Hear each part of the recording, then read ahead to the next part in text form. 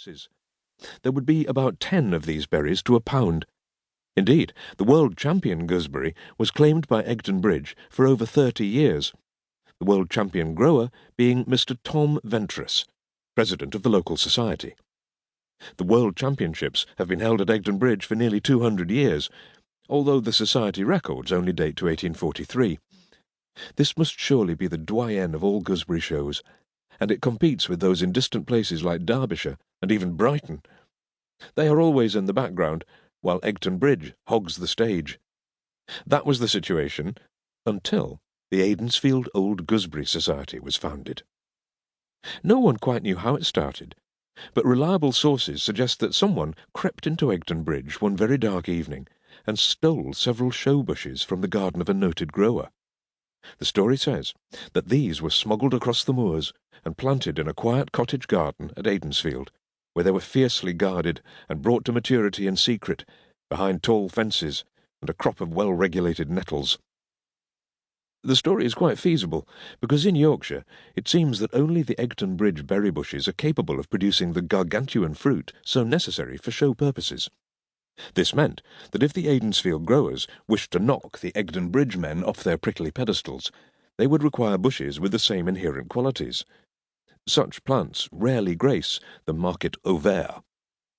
Sometimes I wonder if those rumours of berry bush smuggling were circulated to discredit the Aidensfield trees, for it is fair to say that the Aidensfield Society did boast such grandly named trees as Lord Kitchener, Lord Derby, Blucher, Thatcher, Woodpecker, Surprise, Princess Royal, and Admiral Beatty, all top names in the gooseberry world.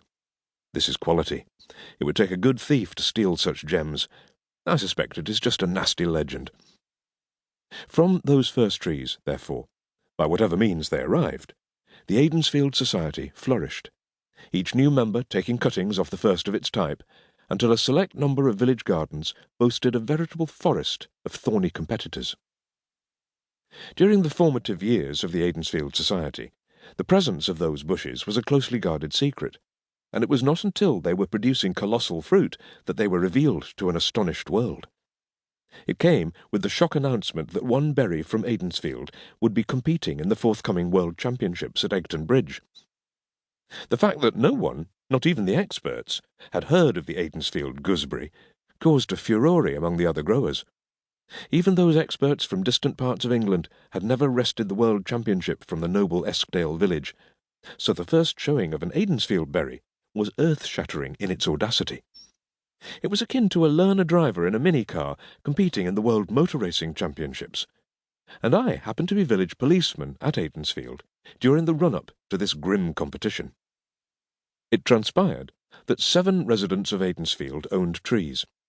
Every one of them had bush ancestors in the Aidensfield locality, and each of those 7 people had for years protected their berries against unauthorized attention. Their secret had been brilliantly maintained until it was time to execute the coup de grace. The president of the Aidensfield Society was Joe Marshall, a retired railwayman who lived in a beautiful cottage along the lane at the eastern edge of Aidensfield. His home stood close to the highway, with an extensive garden behind.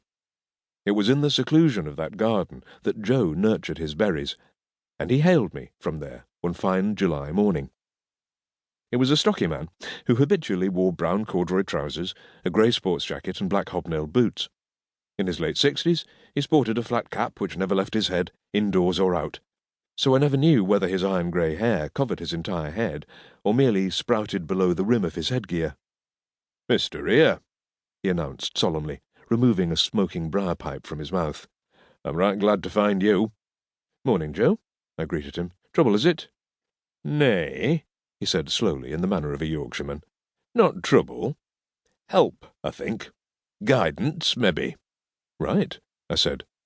"How can I help, or be of guidance?" "Thou'd better come in." And he led me into the smart, sunny kitchen of his home where his wife worked.